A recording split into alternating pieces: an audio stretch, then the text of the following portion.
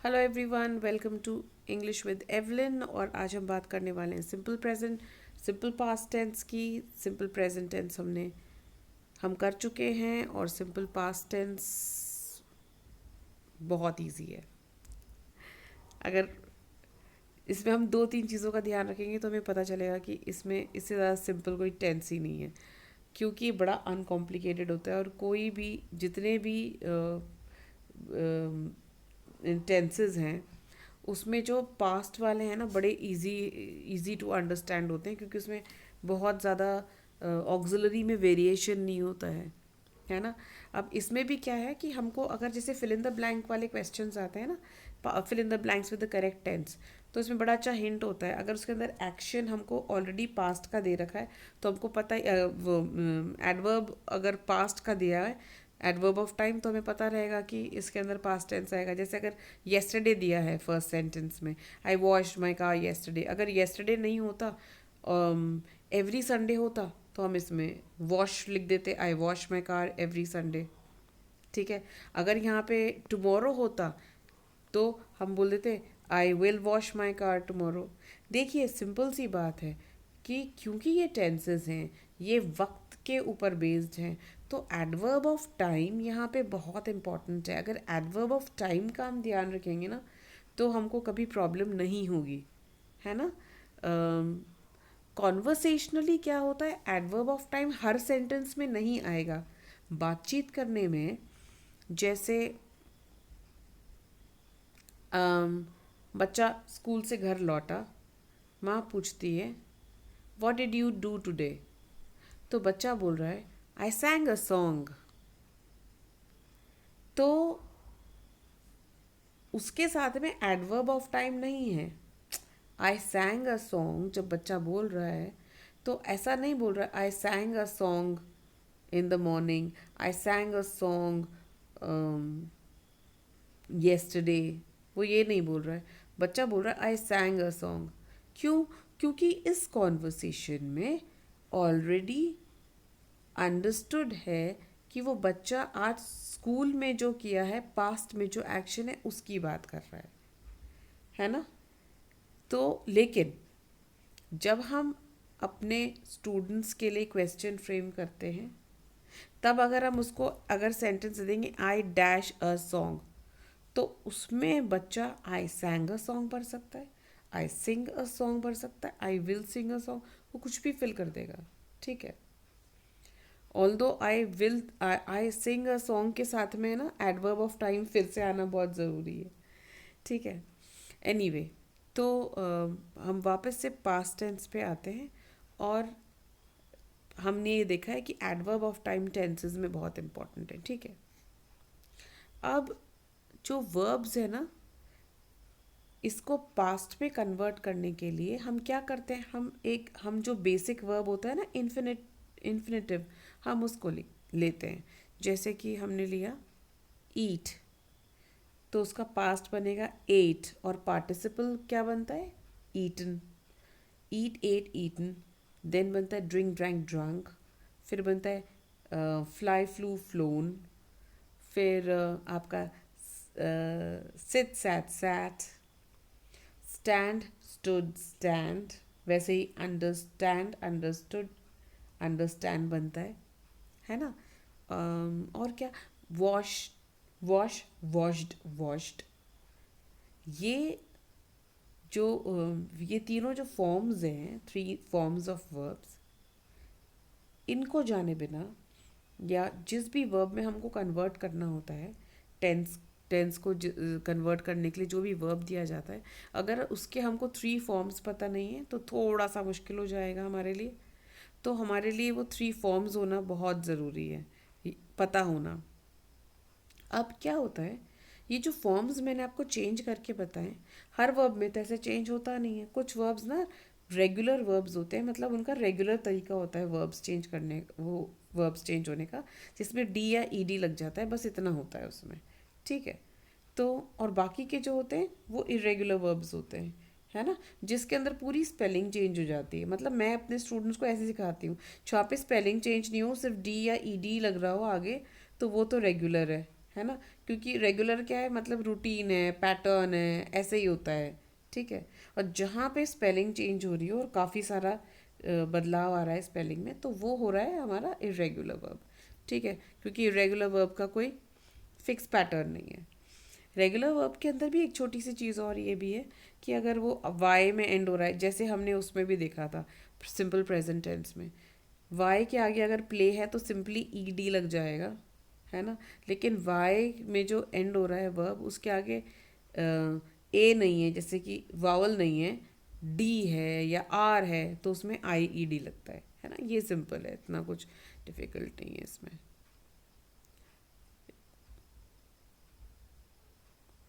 अच्छा, अब simple past tense में सेंटेंसेस हम कैसे बनाते हैं, है ना। क्या स्ट्रक्चर होता है सेंटेंस का, तो यहाँ पे स्ट्रक्चर भी है, उसके साथ में एग्जाम्पल्स भी हैं। एफर्मेटिव सेंटेंसेस इसमें नॉट नहीं आता है ना, या पॉजिटिव सेंटेंस बोलते हैं उसको। क्यों बोलते हैं, क्योंकि उसके अंदर नॉट नहीं है ना।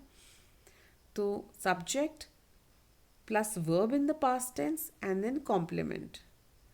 Tom visited. Tom is subject, visited is the verb in the past tense and the remaining part of the sentence is the complement. Complement के अंदर आपका direct object, indirect object, ये सब चीज़ें, adverb of time, place, ये सब चीज़ें आती हैं, ठीक है।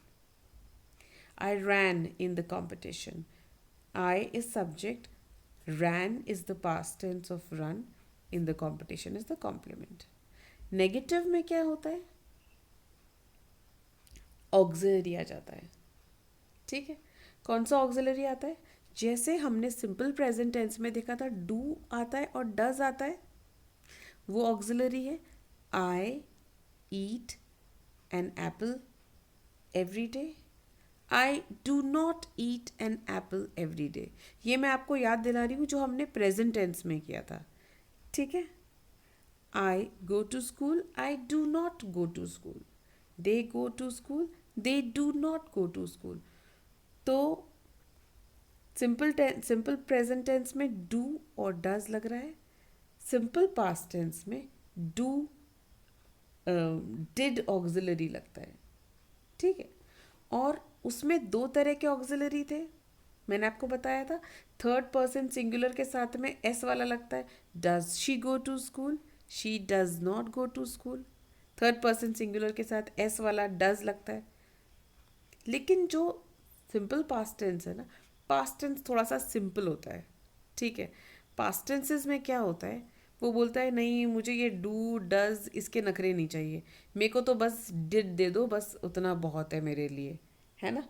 ऐसे होते हैं ना हमारे घर में लोग, बोलते हैं कि नहीं नहीं इतने 10 तरह की चीज़ें मत बनाओ भाई भाई, सिंपल सा इतना बना दो, इतना बहुत है मेरे लिए। ये पास्ट टेंस है। ये बोलेगा, थर्ड पर्सन सिंगुलर है, टॉम, उसके साथ भी डिड लगेगा, आए के साथ में भी डिड लगेगा, ठीक है। कोई 10 तरह के डू डज नहीं होगा यहाँ पे, ठीक है। तो ये चीज़ ध्यान रखना आप। अब एक और चीज़ मैं आपको याद दिला रही हूँ कि जब यहाँ पे देखो आप, यहाँ पे हमने जब एफर्मेटिव सेंटेंस था तो हमने क्या बोला था, Tom visited us last week. इसमें जो वर्ब का पास्ट टेंस कहाँ लगा है, हमारा मेन वर्ब के साथ में। लेकिन जब हम उसको नेगेटिव बना रहे हैं तो हमको डिड नॉट यूज़ करना है। तो जब हम डिड बोल रहे हैं ना, तो डिड ऑलरेडी पास्ट टेंस है, तो डबल पास्ट नहीं यूज़ करते हैं। हम ये नहीं बोलेंगे टॉम डिड नॉट विजिटेड अस, हम ये नहीं बोलेंगे। क्यों, क्योंकि हमने डिड बोला है, उसका मतलब ही नेगेटिव है ना। जैसे कि मैं कैसे एग्जाम्पल बताऊं, मैं जैसे सिखाती हूँ, अपने बेटे को मैंने ऐसे समझाया था। I told him that suppose mama is working in the kitchen, ठीक है ना। So everything has to be done by mama because she is doing the work, mama ही सब काम कर रही हैं। वो कौन सा हो गया, एफर्मेटिव सेंटेंस हो गया। उसमें क्या होता है, जो मेन वर्ब है ना, मेन वर्ब को ही टेंस दिखाने का भार उठाना पड़ता है। लेकिन जैसे ही बच्चा आया किचन में मामा की हेल्प करने के लिए, वो बच्चा कौन है, ऑक्सिलरी वर्ब है। जैसे ही ऑक्सिलरी आता है तो मम्मा बोलती चलो बेटा ये प्लेट पोंछ के रखने का काम आपका हो गया। उसी तरह से यहाँ पे जो मेन वर्ब है वो ममा है और जो ऑक्सिलरी है वो बेबी है। तो ममा ने बोल दिया ठीक है बेटा ऑक्सिलरी अब तुम यहाँ आ गए हो तो टेंस दिखाने का काम आप ही करोगे, मैं नहीं दिखाऊंगी, मैं अब फ्री बैठी हूँ। ठीक है। तो अब जैसे ही ऑक्सिलरी डिड आ गया तो विजिट के आगे ईडी नहीं लगेगा। जैसे ही ऑक्सिलरी डिड आ गया है तो रन अब रन ही रहेगा, अब वो रैन नहीं बनेगा। ठीक है। ये हमको याद रखना बहुत ज़रूरी, ये कॉमन एरर है ना। जैसे बच्चे बोलते हैं बेटा Y didn't you bring your notebook, तो बच्चे बोलेंगे ma'am I didn't knew. Wrong, I didn't know, मुझे नहीं मालूम था, आई डिड नॉट नो। ठीक है। ये बहुत इंपॉर्टेंट पॉइंट है ना, और ये कॉमन एरर है। जब पास्ट टेंस में बोलते हैं तो डबल पास्ट यूज कर लेते हैं।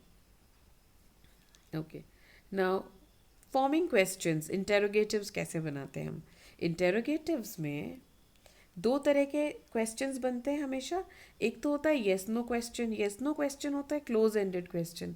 Close ended question, yes no question, ये टर्म आप याद कर लो, क्योंकि आगे भी जब भी हम टेंसेस पढ़ेंगे या हम रिपोर्टेड स्पीच पढ़ेंगे तो ये येस नो क्वेश्चंस बड़े ज़रूरी हैं अपने को, क्योंकि इनके क्वेश्चन ना अलग तरीके से बनते हैं और इन्फॉर्मेटिव क्वेश्चंस के अलग तरीके से बनते हैं। येस नो क्वेश्चन क्या होता है, जिसमें कि जवाब जो है वो येस और नो में दिया जा सके, और इन्फॉर्मेटिव क्वेश्चंस में इंफॉर्मेशन ज़्यादा होती, येस नो से शुरू नहीं होती है ना। जैसे कि did Tom visit you last week, yes he did, no he did not. और ये सारे ऑक्सिलरी जो होते हैं जैसे डिड, हैव, कैन, मे, ये सारे जो ऑक्सिलरी से जो क्वेश्चन शुरू होते हैं, हैव, डू, इन सब से ऑक्सिलरी से जो क्वेश्चन शुरू होते हैं वो सारे येस नो क्वेश्चंस ही होते हैं। और डब्ल्यू एच वर्ड से जो क्वेश्चन शुरू होते हैं वो इंफॉर्मेटिव क्वेश्चंस होते हैं। ठीक है। जैसे did you do your homework, have you done your homework, will you do your homework, can you do your homework, okay, may I drive, may I help you, yes, yes, no, इसी से ही इसका answer होता है, इसलिए इनको yes know questions बोलते हैं। अब यस नो क्वेश्चन शुरू होता है ऑक्सिलरी से, तो सिंपल पास्ट है, सिंपल पास्ट एक ही तरह का ऑक्सिलरी यूज कर रहा है, डिड, तो क्वेश्चन बना रहा है तब भी वो डिड ही यूज करेगा। Did Tom visit you last week, did I break your pencil, did your mother help you in your homework. ये सारे क्वेश्चंस किससे शुरू हो रहे हैं, डिड से, है ना। Did you learn to drive, no, वैसे तो डिड नी से नहीं होना चाहिए ये क्वेश्चन, तो ना हैव से बनेगा तो ज़्यादा अच्छा लगेगा। Anyway, did you wash the clothes, did you water the plants, yes I did, no I did not. Did you obey your teacher, yes I did. इसका आंसर तो येस आई डिड ही होना चाहिए, नो आई डिड नॉट तो होना ही नहीं चाहिए। Anyway, informative questions जो होते हैं वो डब्ल्यू एच वर्ड से शुरू होते हैं, लेकिन डब्ल्यू एच वर्ड आता है और उसके बाद में आता है ऑक्सिलरी। तो कैसे बना इसका structure, W H word, auxiliary, फिर आता है सब्जेक्ट। ठीक है। सब्जेक्ट मतलब जिसके बारे में बात हो रही है, where did you run last year, where did you buy this from, why did you not do your work, why did you get late, why did you close the door, how did you finish your work so early। ठीक है, ये सारे past tenses हैं। देखो, और ये जो subject होती है ना, सब्जेक्ट की एक फिक्स प्लेस है, आप ये भी ध्यान रख लेना, सब्जेक्ट की फिक्स प्लेस कहाँ पे है, ऑक्सिलरी और मेन वर्ब के बीच में। टॉम के बारे में बात हो रही है, टॉम कहाँ आया है, ऑक्सिलरी और मेन वर्ब के बीच में। यहाँ पे where did you run last year, you कहाँ आया है, ऑक्सिलरी और मेन वर्ब के बीच में। ये बहुत इंपॉर्टेंट है। ठीक है। क्यों, क्योंकि यही वाले स्ट्रक्चर में बच्चे गलती करते हैं। सबसे पहले क्वेश्चन वर्ड, उसके बाद में ऑक्सिलरी, ऑक्सिलरी और मेन वर्ब के बीच में आया सब्जेक्ट और बाकी कॉम्प्लीमेंट। ठीक है, और वर्ब हमेशा बेस फॉर्म में है। वर्ब बेस फॉर्म में क्यों है? क्योंकि ऑक्सिलरी है, ऑक्सिलरी आ गया तो वर्ब को टेंस दिखाने का टेंशन नहीं है। ठीक है, आई होप ये क्लियर हो गया हो आपको। अब हम to be verb, to be verb क्या होता है? जो बी फॉर्म ऑफ वर्ब्स होते हैं ना, इज, एम, आर, वॉज, वर, ये टू बी वर्ब्स हैं। अब कैसे होगा इसका पास्ट टेंस? वॉज है और वर है, बस यही तो है ना। बी का पास्ट फॉर्म का सिंगुलर है तो वॉज है, प्लूरल है तो वर है ना। अब इनके साथ का इसका क्वेश्चन कैसे बनाते हैं, है ना। Wasn't it cold today? Weren't they friends earlier? कैसे बना? इसके अंदर डिड लगता नहीं, क्यों? क्योंकि ये तो ऑलरेडी ऑक्सिलरी है ना बेटा। सॉरी, मतलब ये ऑलरेडी ऑक्सिलरी है ना, तो यहाँ पे डिड लगेगा ही नहीं, किसी और ऑक्सिलरी की ज़रूरत ही नहीं है, क्योंकि ये खुद ही, क्योंकि जो बी फॉर्म ऑफ वर्ब्स होते हैं वो ऑक्सिलरी की भी काम करते हैं, मेन वर्ब का भी काम करते हैं। यहाँ पे ये किसका काम कर रहे हैं? पास्ट टेंस में हमेशा ये केवल मेन वर्ब का ही काम करेंगे, ऑक्सिलरी का काम नहीं करेंगे। ऑक्सिलरी का काम ये करेंगे जब हम उस टेंस पे आएंगे ना, मैं आपको समझाऊंगी, अभी मैं उस टेंस का नाम नहीं लूँगी, नहीं तो आप कंफ्यूज हो जाओगे। ठीक है, अब वॉज वर क्वेश्चंस को और देख लेते हैं। वॉज है ना, फिर सब्जेक्ट और फिर कॉम्प्लीमेंट, है ना। क्योंकि वॉज ही यहाँ पे मेन वर्ब है, इसलिए कोई और वर्ब नहीं है। ठीक है, इंफॉर्मेटिव क्वेश्चन में कैसे बनेगा? वाई, वॉज, फिर उसके बाद में हमारा सब्जेक्ट और आगे complement. Was Irene in the house? Were they at the mall? Why was Irene in the house? Where were you last night? है ना, तो ये क्वेश्चन वर्ड, बी फॉर्म और आगे कॉम्प्लीमेंट, ये बन गया। I found this, so I have included this. There are some sentences. You can look at them first.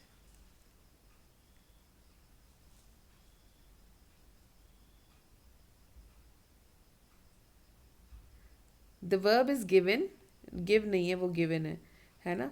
The verb is already there in the brackets. ऐसी exercises grammar की exam में बहुत आती हैं, है ना, कि ये वर्ब दिया हुआ है, बेस फॉर्म दिया है, इसका पास्ट टेंस बनाना है। तो क्या पास्ट टेंस हुआ? गो का वेंट, डिसाइड डिसाइडेड, हरी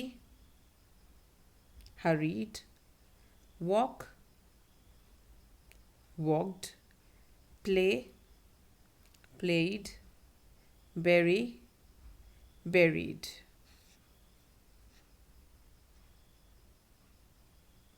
अब इन सेंटेंसेस का नेगेटिव बनाना है। My mom baked cookies for the party। My mom baked है, उसका अब हमको नेगेटिव बनाना है, तो did not bake cookies for the party। ठीक है, बाकी के जो 3 सेंटेंसेस हैं आप इसको स्क्रीनशॉट लेकर के रख सकते हैं, स्क्रीनशॉट लेना और मुझको इसका नेगेटिव बना करके आप चाहें तो कमेंट बॉक्स में भेज सकते हैं, if you like, and I'll look at them। I'm very sure you'll be able to do it। मैं 4th वाला भी एक बार आपके साथ करती हूँ। I was in the room with her। I was not in the room with her।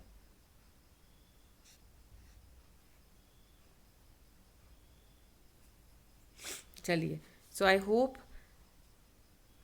the lesson was interesting and I hope you will remember past tenses and the small little things with the past tenses, the common errors that we make. I hope all those doubts are cleared and you will not make those mistakes again. So with this, bye bye. Keep watching my videos. Let me know what else you would like to study with me, and also like, share, and please ask your friends also to subscribe. Thank you so much.